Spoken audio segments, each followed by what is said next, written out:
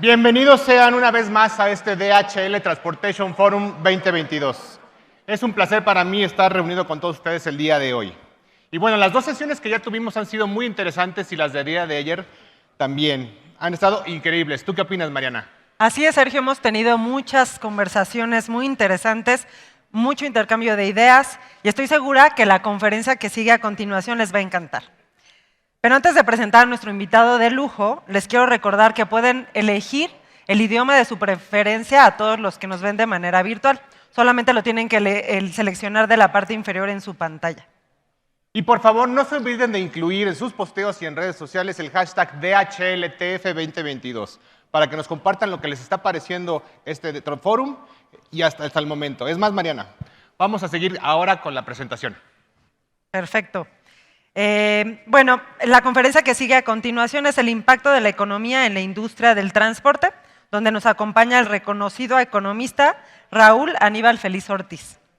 Raúl es actualmente profesor asociado del Centro de Investigación y Docencia Económica, mejor conocido como CIDE. Es consejero honorable en numerosas instituciones financieras dentro y fuera de México, entre las que destacan el Instituto Mexicano del Seguro Social, BNP Paribas, Principal Financial Group, Barclays Capital New York y Mercado Mexicano de Derivados. También fue fundador y editor de la revista Economía Mexicana Nueva Época. Además, es consultor privado y dirige la empresa R.A. Feliz y Asociados, orientada a los temas económicos y financieros. Es licenciado en Economía por la Universidad Autónoma de Santo Domingo, en República Dominicana, con el título de maestro por el CIDE. Damos la bienvenida a Raúl Aníbal Feliz. Adelante, Raúl, un placer tenerte con nosotros. Gracias.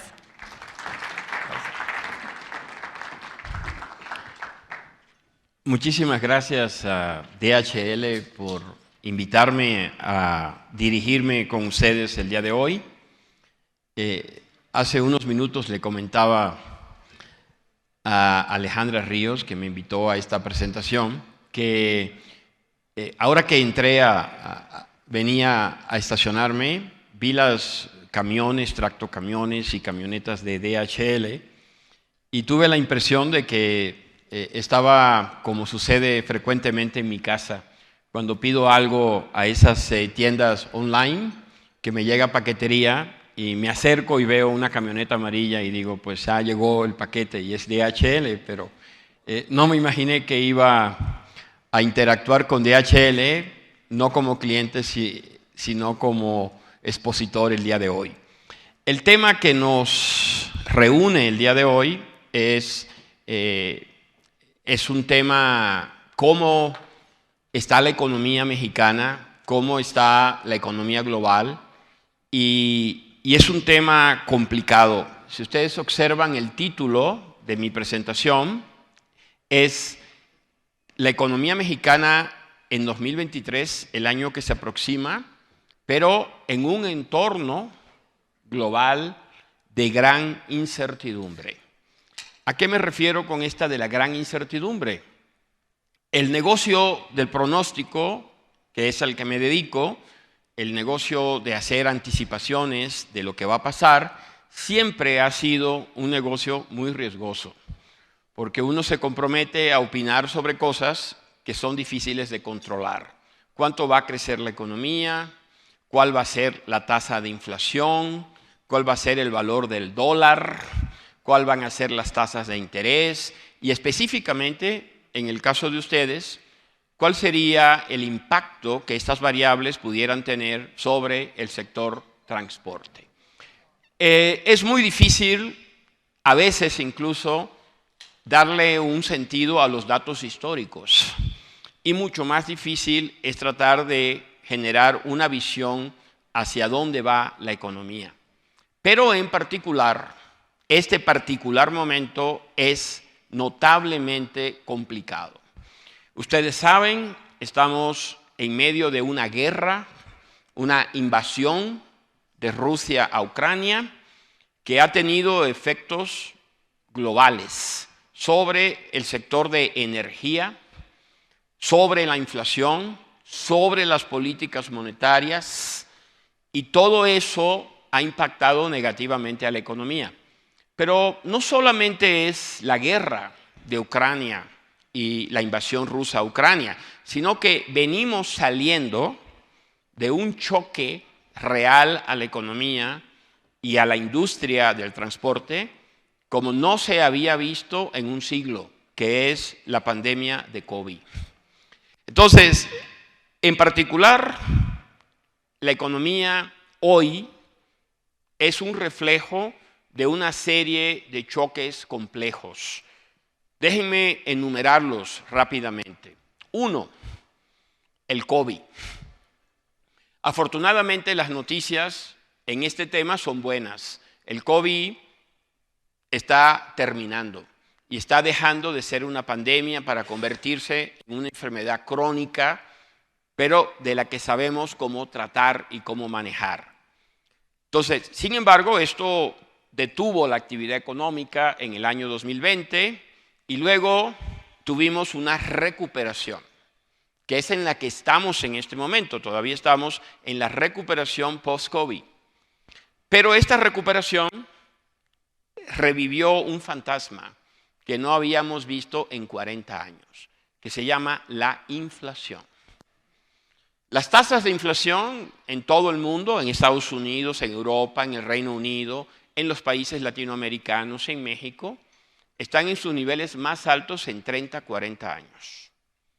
El resultado es que para controlar este fantasma, esta amenaza, los bancos centrales, el Banco de México, el Banco de Inglaterra, el Banco Central Europeo, la Reserva Federal de los Estados Unidos, están subiendo las tasas de interés. Entonces, ¿cuál es el entorno que viene hacia adelante? No quiero asustar a nadie ni sonar más pesimista de lo que debería, pero sí quiero darle una visión realista. Creo que viene una recesión.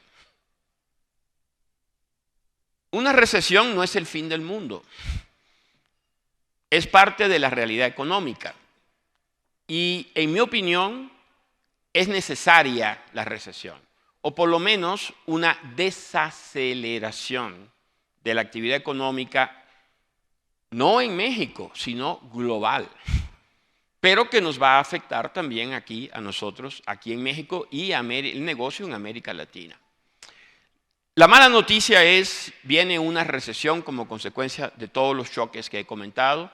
La buena noticia es que en nuestro análisis, esta recesión será poco duradera, corta y poco profunda.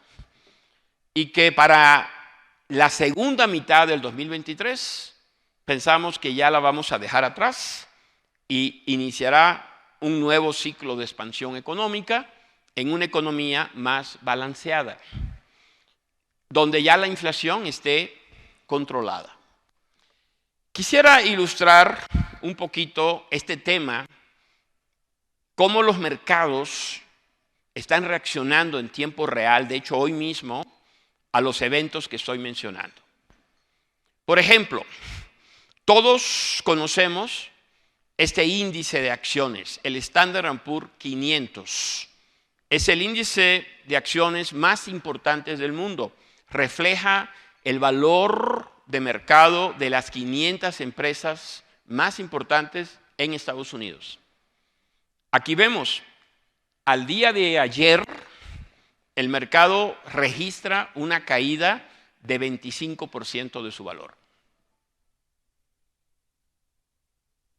¿Cuánto tiempo hacía que no veíamos una caída tan importante en el mercado? Bueno, podríamos pensar que no mucho, porque en marzo, abril y mayo del 2020 el mercado se cayó 30%. Pero fue cuando nos sorprendió la emergencia de la pandemia del COVID. La velocidad con que el mercado ha caído es tan inusual que no habíamos visto desde el año 1932 una caída tan rápida del mercado. ¿Por qué se ha caído el mercado? Bueno, en respuesta al brote inflacionario, en respuesta a que los bancos centrales están subiendo las tasas de interés. Por ejemplo, hace 7 meses las tasas de interés en dólares de corto plazo eran 0. Hoy ya son más de 3% y a finales del año se acercarán a 4%. Las tasas de interés de largo plazo eran en dólares hace poco 1,5%, 1,6% y hoy ya son más de 4%. Aquí en México hace 4 meses eran 4%, hoy ya son 9,25%. Y a finales del año serán 10,5 o 11%. Entonces, naturalmente, este incremento en las tasas de interés, este aumento de la inflación, ha deprimido el interés, ha dañado los sentimientos de los inversionistas en activos de riesgo. Entonces, la gente trata de protegerse vendiendo los activos riesgosos y eso es lo que ha reflejado la caída del mercado. Lo importante para la industria como ustedes, que no se dedican a las inversiones, como es el caso mío, es ¿qué significa esto?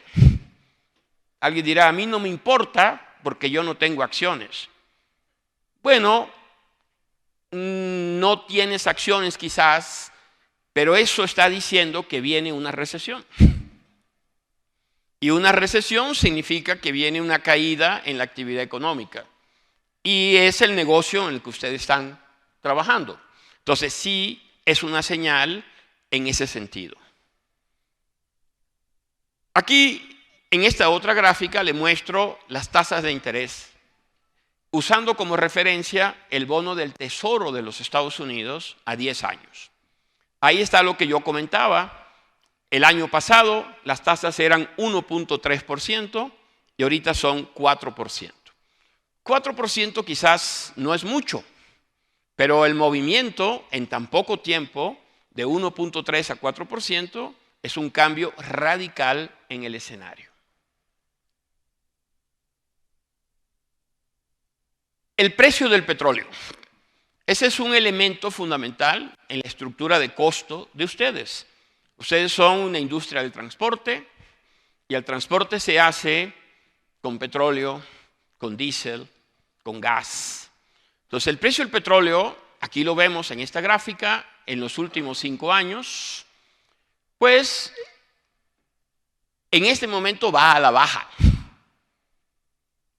Hace 5 meses estaba en $130 el barril de petróleo. Hoy está en 80, 81. La OPEP acaba de anunciar ayer que va a recortar la producción. ¿Por qué está cayendo el precio del petróleo? Primero subió y ahora bajó. Bueno, primero subió porque la invasión rusa a Ucrania trajo como consecuencia la idea de que Rusia, que es un gran productor de energía, podría salir del mercado. Los hechos es que, a pesar de las sanciones económicas contra Rusia, Rusia sigue en el mercado porque el petróleo ruso es necesario. No hay quien pueda producir más petróleo en el corto plazo. ¿Pero por qué está bajando ahorita el precio del petróleo? Bueno, porque viene una recesión.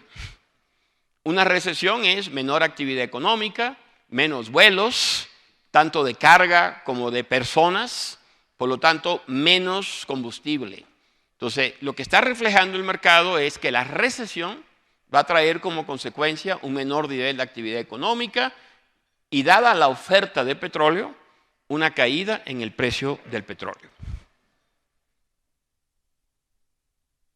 Las monedas. Ustedes que operan en un entorno comercial global, pues para ustedes sí es relevante el precio del euro, el precio del yen, el precio de la libra esterlina, el precio del peso mexicano. En esta gráfica estamos viendo las principales monedas, cómo han evolucionado en el año. En verde está el peso mexicano contra el dólar. En azul está el euro contra el dólar. En verde claro está el yen contra el dólar. En rojo está el renminbi chino contra el dólar. ¿Qué les puedo decir en pocas palabras de esta gráfica? Que el peso mexicano, contra todas las expectativas, ha sido una moneda resiliente. De hecho, de todas las que están ahí, la única que se ha sostenido en paridad con el dólar es el peso mexicano. De hecho, en el año vamos arriba de cómo comenzamos el año. Hace un ratito lo chequeé, estábamos a 20 pesos con 10 centavos y comenzamos como en 20 pesos con 30 y hemos estado recientemente en 19 pesos con 70. Ahora, el euro lleva un ajuste de 15%. De hecho, como ustedes saben, cayó a paridad con el dólar. Hace poquito se pagaban 95 centavos de dólar por un euro. La libra esterlina está en su nivel más bajo en 50, 40 años. La semana pasada cayó a 1.03 dólares por libra esterlina. El mismo renminbi o yuan de China en rojo, tiene un ajuste de 12%. Bueno, ¿qué refleja esto? ¿Por qué todas las divisas se deprecian y por qué el peso se mantiene? Bueno, se deprecian porque si bien viene una recesión y estamos en medio de un entorno inflacionario, no es igual para todos los países. La economía norteamericana y la economía mexicana, en consecuencia, dentro de lo mal que es el entrar a una recesión, están en mejores condiciones que los demás países. Y las tasas de interés en dólares y en pesos son considerablemente más altas que las tasas de interés en yenes, en euros, en renminbis. Y esto hace que los inversionistas se refugien en activos seguros como es el dólar americano, que además es muy rentable.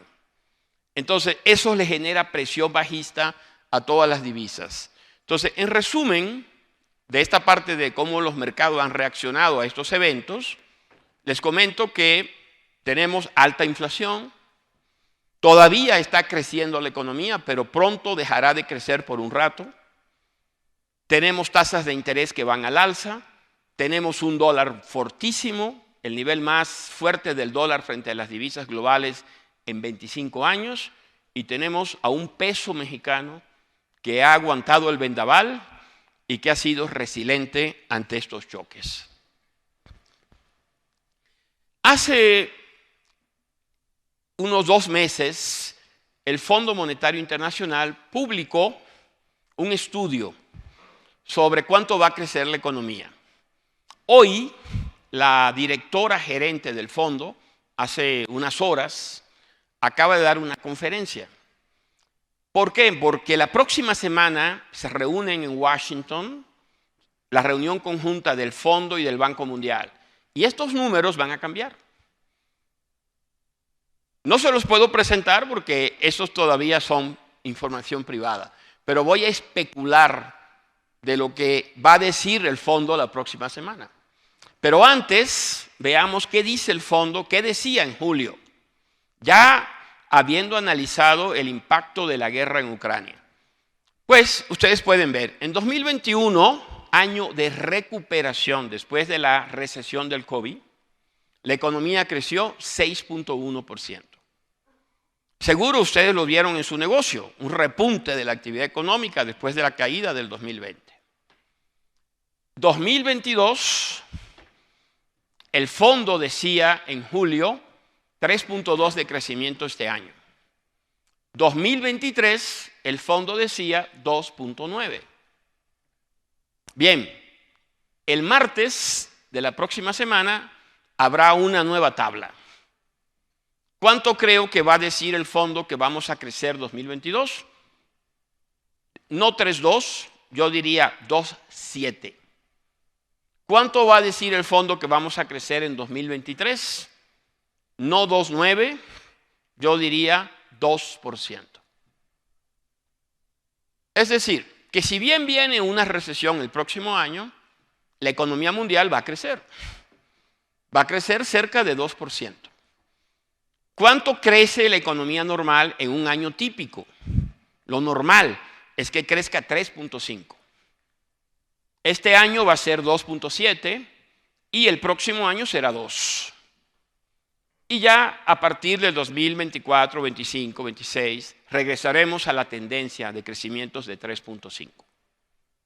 Bien, Estados Unidos, las economías avanzadas, los países desarrollados, crecieron 5.2 en el 2021. ¿Cuánto van a crecer en 2022? El fondo decía 2.5. Yo digo menos de 2. 1.8, 1.7 este año. ¿Y cuánto van a crecer en 2023? El fondo decía 1.4. Yo digo menos de 1.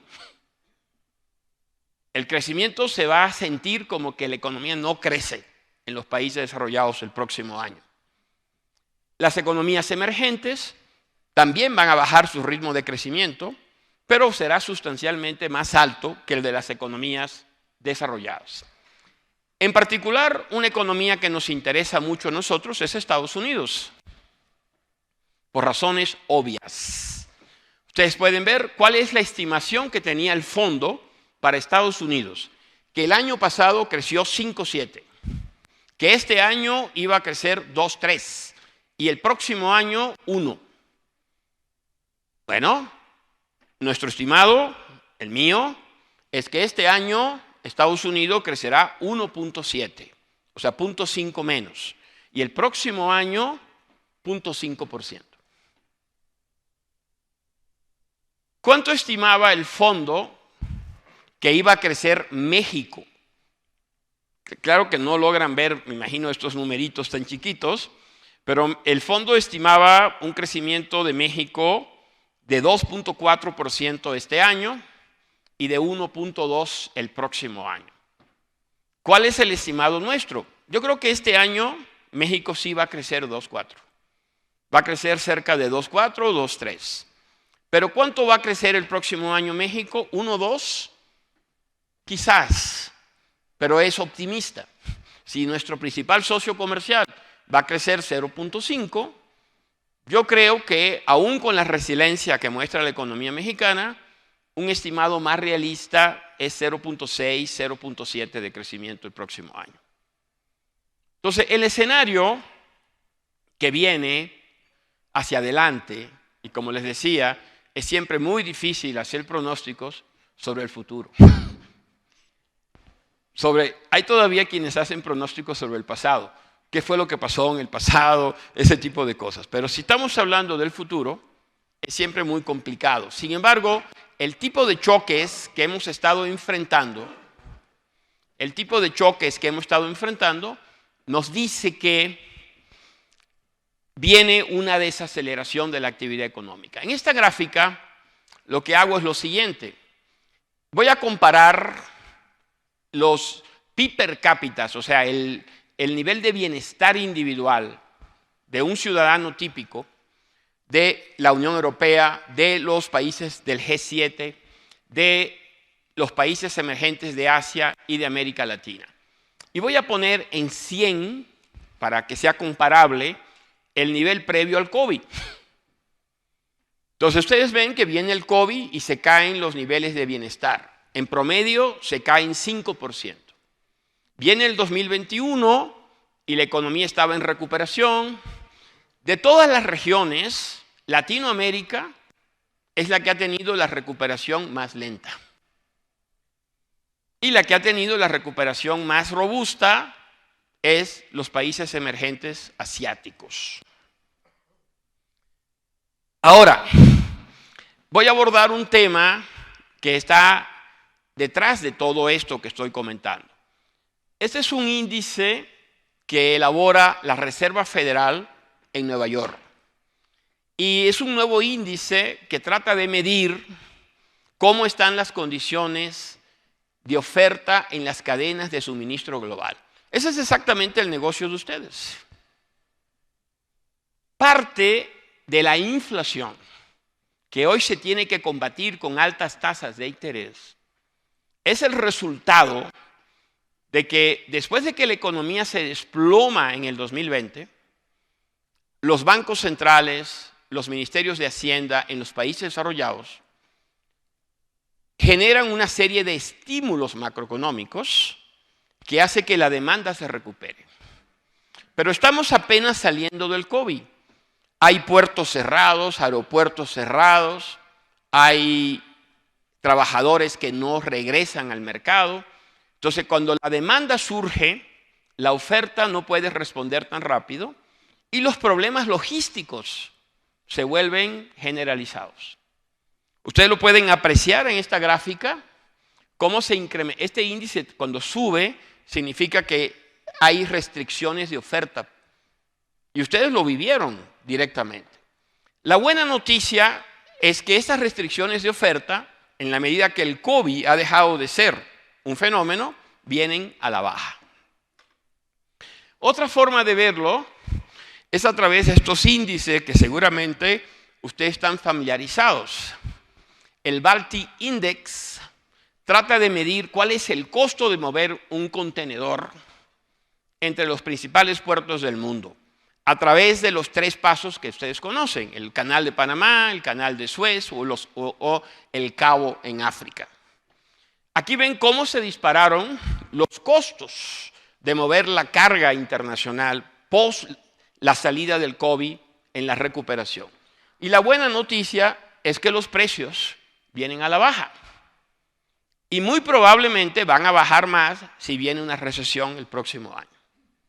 Sin embargo, estos incrementos de costos, pues, impactaron y siguen impactando todavía la inflación. Pero, de alguna forma, esto ya quedó atrás. Entonces, ese es uno de los choques de la economía. Los costos asociados a temas logísticos. Déjenme. Uno de los temas. Los costos logísticos se dispararon en 2021, van a la baja en 2022. Eso va a permitir que la inflación se modere, junto con otros factores.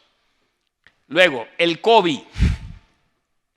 El COVID, que no estaba en el radar de ningún analista, vino y nos sorprendió en el 2020.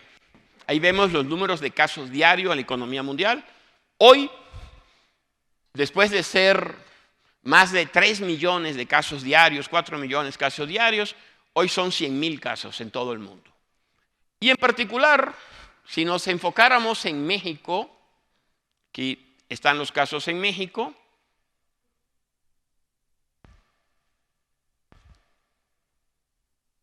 estos son los globales, estos son los casos en México. En México, el fin de semana se registraron 1,000 casos de COVID, cuando apenas hace 2 meses teníamos 36,000 casos. Y el número de muertos en México por COVID, 10 casos. Es decir, ya en todo el mundo, y en particular en México, el COVID va quedando atrás. Entonces, de los grandes choques, los temas logísticos, los incrementos de costo de transporte, eso ya va a la baja. El otro gran tema, el COVID, los casos, las muertes, los contagios, eso ya va a la baja. Pero aparece un nuevo choque. Y ese nuevo choque es la invasión de Rusia a Ucrania. Era un tema que no estaba en el radar tampoco. ¿Cuál es la situación hoy? Para no explayarme sobre esta crisis. La situación hoy es que la zona que está en color rosa es territorio ucraniano que ocupa Rusia. Y que además pretende Rusia anexar a Rusia. La zona que está en amarilla es territorio que ha recuperado el ejército ucraniano. Esta guerra comenzó en febrero y no se ve el fin de la guerra. ¿Cuánto tiempo puede durar más esta guerra? Quizás 1 año más. Pero la pregunta es, quizás la que todos quisiéramos conocer, ¿cómo va a terminar la guerra? Podría terminar, yo no sé cómo va a terminar, podría analizar varias opciones. Una, en este momento el ejército ucraniano, con el apoyo de Europa y de Estados Unidos, está a la ofensiva contra los rusos. Si esa ofensiva tuviera éxito, podrían recuperar el terreno perdido. y sería una gran derrota para el señor Putin. Y seguramente eso desataría una crisis política en Rusia que terminaría con el régimen de Putin y con su vida, creo, ¿no? Sin embargo, Putin ha decidido defender esos territorios cueste lo que cueste. Y para eso está movilizando 300.000 ciudadanos para meterlos ahí y poner una barrera inamovible. Si lo logra Putin, a la larga esto se va a zanjar en una negociación donde probablemente Ucrania perderá el 25% de su territorio. Y Ucrania será admitido en la OTAN.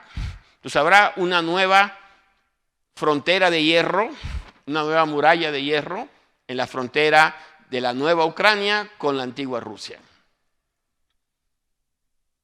No creo que Rusia regrese pronto a la comunidad internacional. Pero hay una tercera opción de la que voy a hablar muy poquito porque es catastrófica, y es que el ejército ucraniano logre avanzar, los rusos no lo puedan detener y Putin acuda a las armas nucleares. Ese es otro escenario que nadie puede decir hoy responsablemente que no va a ocurrir. Sin embargo, esperemos que no ocurra. Porque si ocurre, el nivel de incertidumbre al que se enfrentará la economía mundial va a ser algo sin precedentes. ¿Qué hacer en respuesta a un país que use armas nucleares en un conflicto bélico? La única vez que se usaron las armas nucleares fue en la Segunda Guerra Mundial. Y desde entonces no se han usado. Entonces, de los tres grandes amenazas, uno, los temas logísticos de la distribución de productos. Dos, el tema del COVID. Esos dos ya están resueltos o en vías de resolverse. El que no está resuelto es este. Y nos va a seguir generando incertidumbre. ¿Qué se espera hacia adelante? Pues ya les decía que el crecimiento para el 2023 va a ser más débil. Ya les dije más o menos cómo estimo que van a ser los números que va a proyectar el Fondo Monetario Internacional la próxima semana. Rápidamente, aquí vemos los pronósticos que mi empresa R.A. Feliz y Asociado hace. Esta es la zona del euro. ¿Dónde estamos en este momento? Estamos en este punto. Aquí estamos. ¿Qué viene? Una desaceleración y un rebote en la parte final del año. Esta es la inflación en Europa. ¿Dónde estamos en este momento? Estamos con tasas de inflación de 9% en Europa. Aquí viene la economía china. ¿Dónde estamos en este momento? Estamos aquí. Este es un choque negativo en la economía china por el COVID que obligó a cerrar Shanghai durante un mes. ¿Dónde está la inflación en China? A diferencia de Europa y de México y de Estados Unidos, en China no hay inflación fuera de control. La inflación solo es 2.5% en China. Ahora, Latinoamérica. Aquí vemos la recuperación de Latinoamérica. Igual que para la economía mundial, 100 antes del COVID. Aquí están los diferentes países medidos en una métrica comparable. Casi todos los países de América Latina ya se recuperaron arriba de los niveles pre-COVID. No el caso de México. En México todavía estamos 5% abajo de los niveles previos al COVID. Nuestra recuperación ha sido lenta, aunque hemos preservado la estabilidad. Las razones de que nuestra recuperación haya sido tan lenta se debe a que, a diferencia de otros países, como ustedes saben, en México no hubo programas de estímulo fiscales. No hubo subsidios, no hubo apoyos, lo cual deja un legado negativo, una recuperación muy lenta, pero también un legado positivo. Nuestra economía no tiene desequilibrios, no tenemos déficit públicos, no nos endeudamos y estamos en condiciones de lidiar ahora con la recesión con unas finanzas públicas relativamente sanas. El panorama para Estados Unidos. Aquí los resumo en mis números, en los míos. Crecimiento del año pasado 5.8, este año 1.6, próximo año 0.6. Inflación este año 6.8, el año pasado 7.10, 2 años de inflación inusualmente alta. Inflación del próximo año 2.9. Tasa de interés de corto plazo 0 a 0.25 hasta 2021. Este año terminamos entre 4.25 y 4.50. El rendimiento del bono de 10 años en 2020 0.92, este año 4%. Aquí vemos el mismo patrón que vimos para Europa y China. La economía está acá, está entrando en recesión. Probablemente vamos a tener recesión a finales de este año y en el primer semestre del próximo año. Y ya en la parte final, la economía comenzará a recuperarse. El problema de fondo, yo quisiera ilustrarlo. Alguien podría decir, bueno, ¿y cuál es el problema de Estados Unidos? Pues si es el precio del petróleo, pues ya va bajando.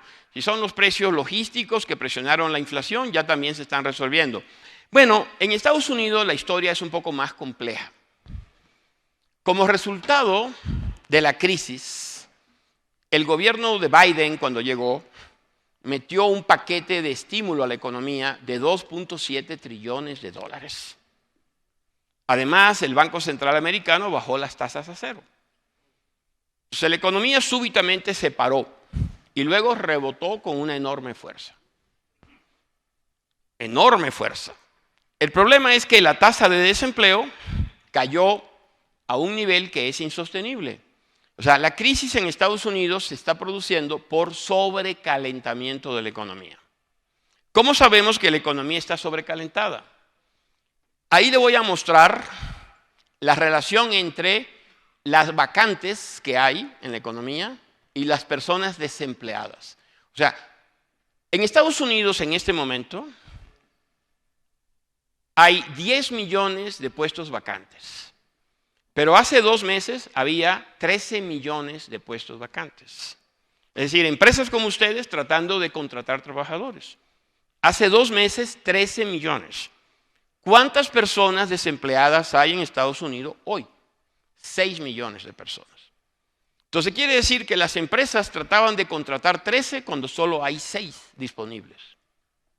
Entonces esa competencia por los trabajadores, ¿en qué se reflejó? En un aumento de los salarios. En vez de incrementos de salarios de 3%, ahora pagabas 6%. Pero aunque pagaras más, no ibas a poder contratar a todos los 13 millones que querías, porque no hay 13 millones. Esto quiere decir que la economía estaba sobrecalentada.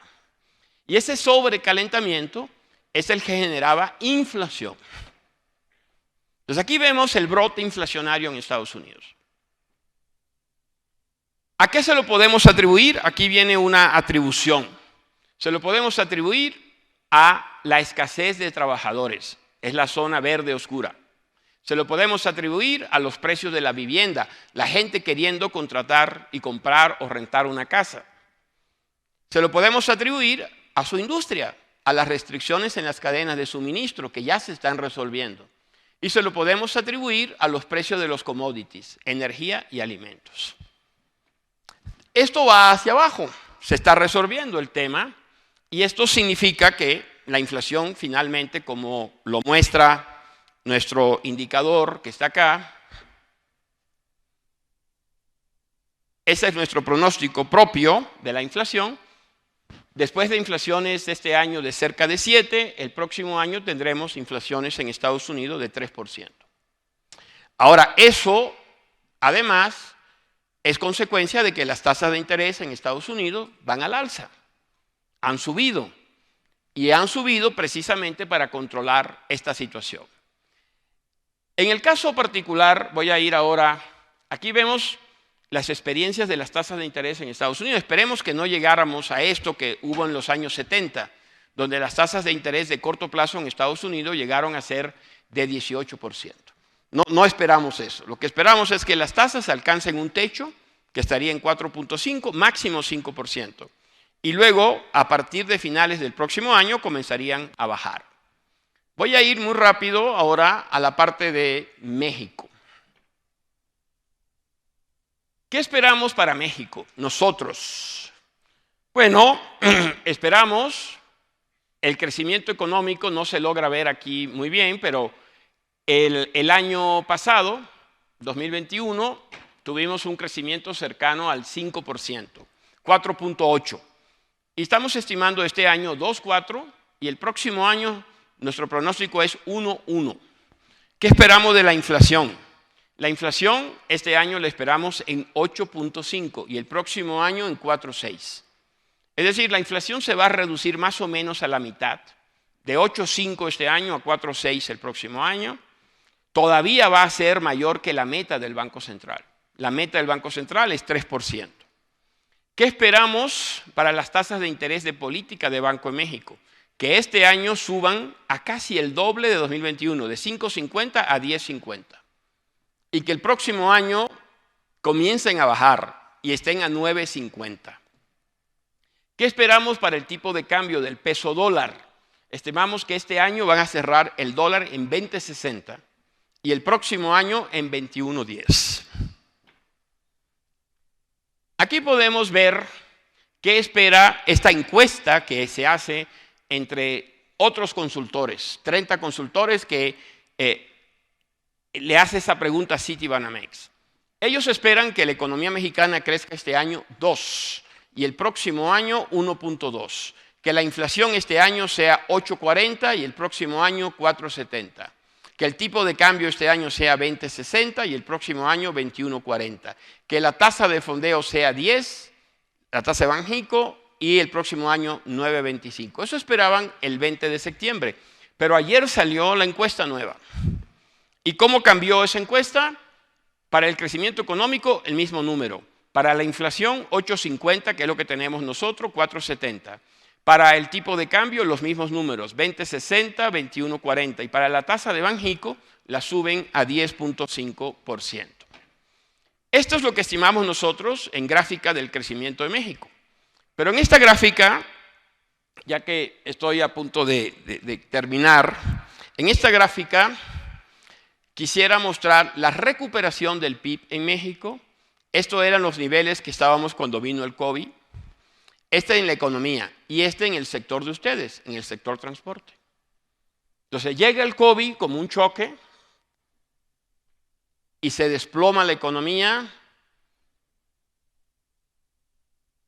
aproximadamente un 20% en el peor momento. O sea, hacia el segundo trimestre de 2020, la economía se desploma un 20%.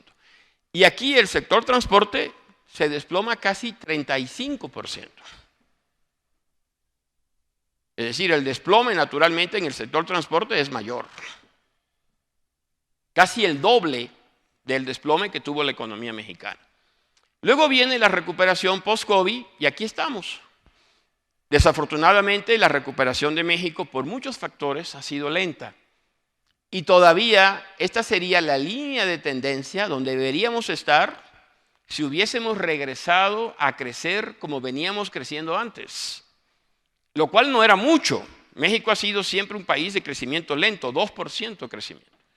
Si la economía se recuperara todo del COVID y además de las oportunidades perdidas, debería colocarse sobre esta línea.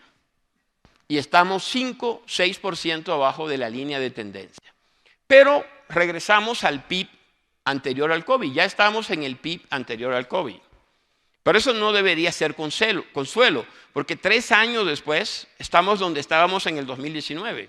Eso quiere decir que perdimos 3 años de crecimiento de 2,2, 2,3. Casi es una pérdida de 7-8% de PIB potencial. Ahora, en el caso del sector transporte, llama la atención.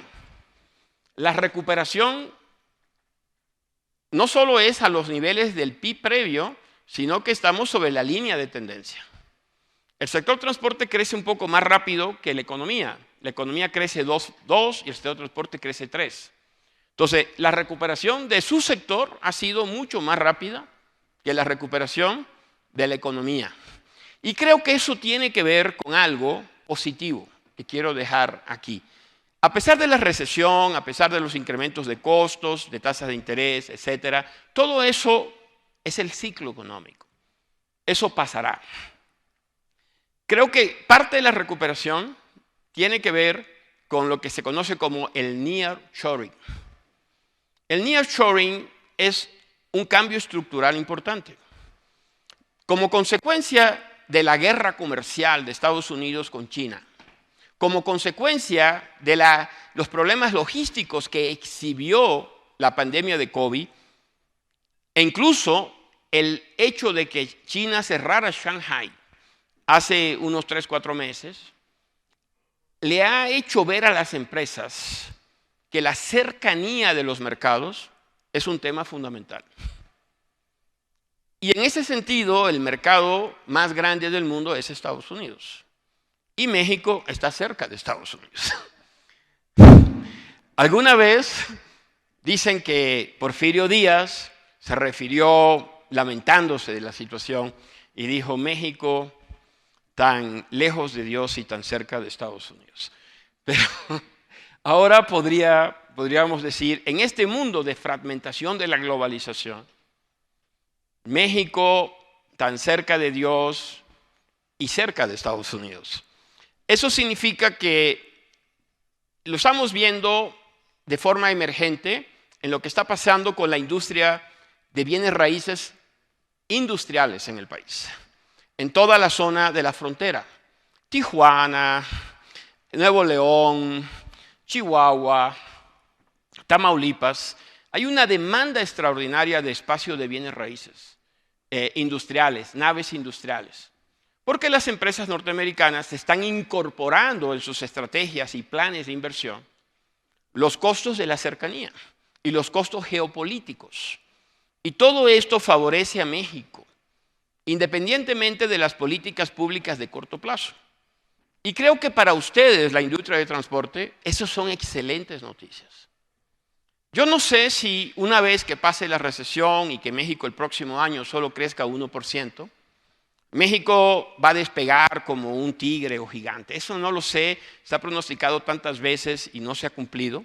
Lo que sí sé es que el TEMEC, a pesar de los retos, va a continuar y que una mayor fracción de la inversión de las empresas multinacionales va a caer sobre México y que eso va a generar mayores oportunidades de inversión y que el sector de transporte tiene las posibilidades de crecer más rápido que la economía mexicana en promedio durante los próximos 10, 15 años. Aquí vemos, no quiero entrar en todos los detalles de cómo es que nuestros números funcionan, pero ahí explica básicamente qué va a crecer la industria, los servicios, la agricultura, el consumo, la inversión, las exportaciones. Y solo quiero destacar que si bien la economía mexicana ha tenido una recuperación lenta, lo ha sido porque la demanda doméstica ha sido lenta. Pero hay algo que en México ha destacado y es el crecimiento del comercio exterior, las exportaciones. Nosotros estamos calculando que las exportaciones van a crecer este año 7.2% en volumen, en una economía que va a crecer 2.4%. Y aunque el próximo año la economía mexicana crecerá cerca de 1%, estamos estimando que el comercio exterior va a crecer 8%. Ahí están las oportunidades.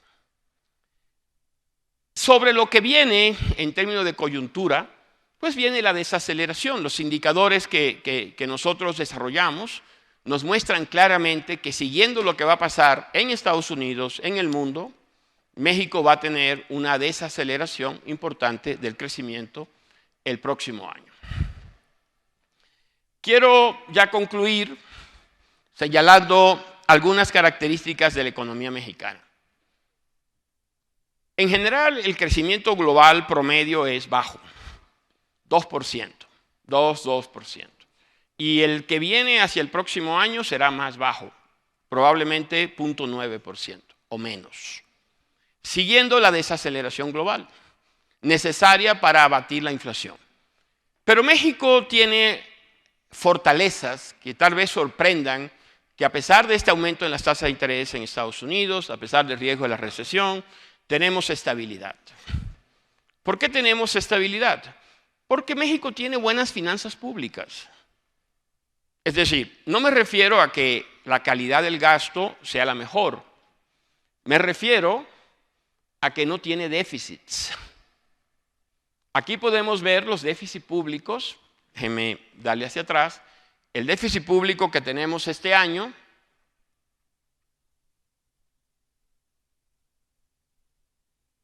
Ahí tenemos los ingresos presupuestarios, aquí tenemos el balance del sector público.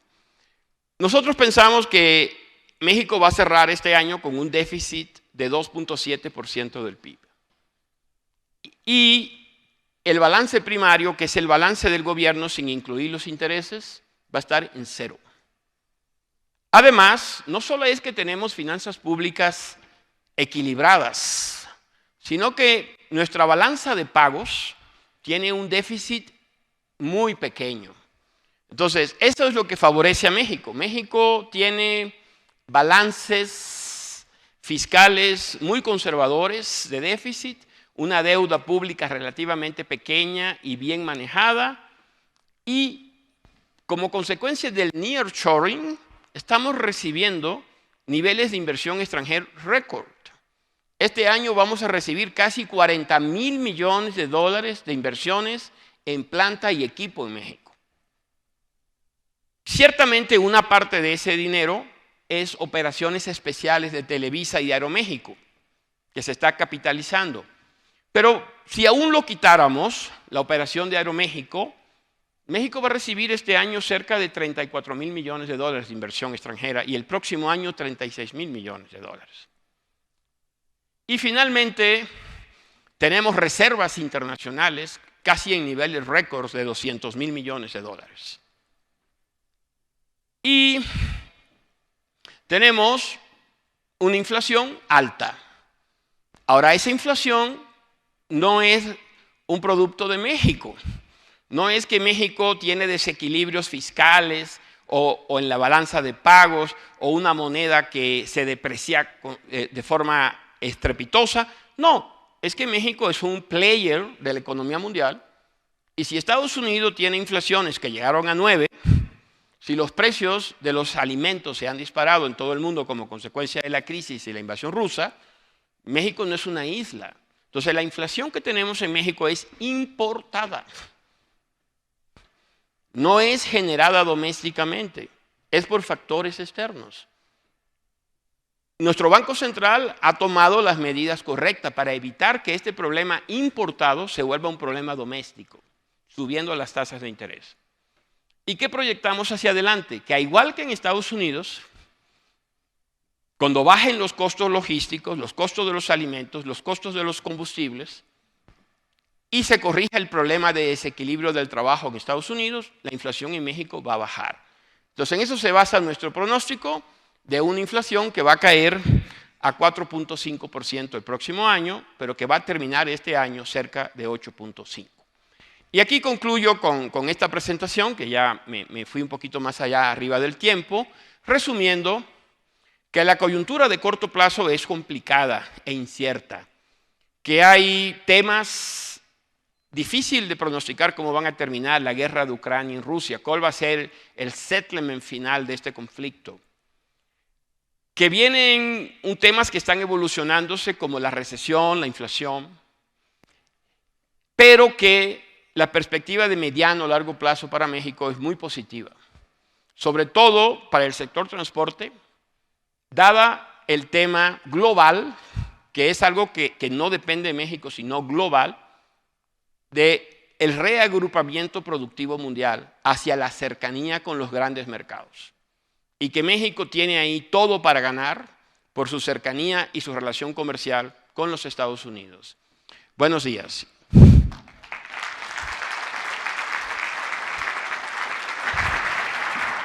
Raúl, muchísimas gracias por regalarnos tu amplia experiencia y toda la visión que tienes de todo este campo, que sin duda para nosotros es importante tener esa visión para todo lo que es la logística y todo lo que viene por delante. Así es, Sergio. Adicionalmente de muy interesante plática, esta información que nos comparte seguramente le ayudará a todas las personas que nos acompañan el día de hoy a tomar decisiones y generar estrategias para el futuro. Ahora vamos con las preguntas del público.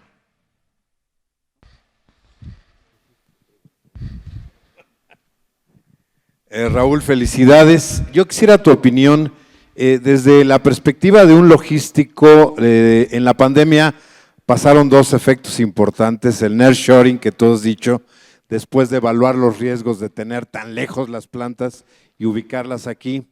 Pero, sin embargo, el otro día platicando con mis amigos de Fibra 1, me dicen, Arturo, tenemos 6 millones de metros cuadrados de almacenaje en México, total país. ¿Cuánto nos queremos traer de nearshoring?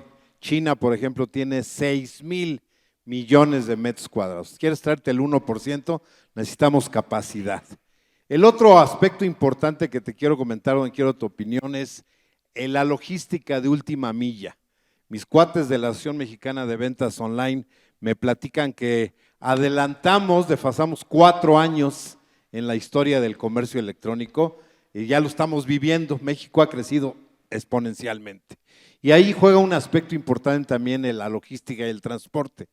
Y para mí, con eso viene todo ese crecimiento que reflejas de arriba del crecimiento, ¿no? Que deberíamos de tener si hubiéramos venido en esa misma condición, ¿no?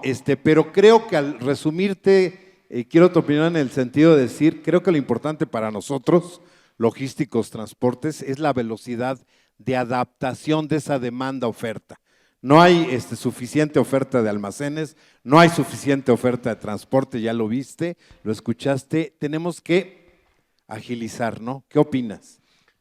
Estoy totalmente de acuerdo y aprovecho para decir que me parece que las políticas públicas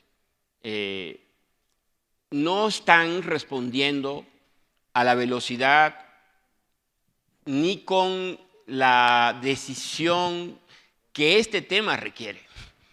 Es para mí muy triste ver el tema de México, porque el bajo crecimiento promedio que hemos tenido de 2.2, 2.3, en parte refleja una heterogeneidad de México.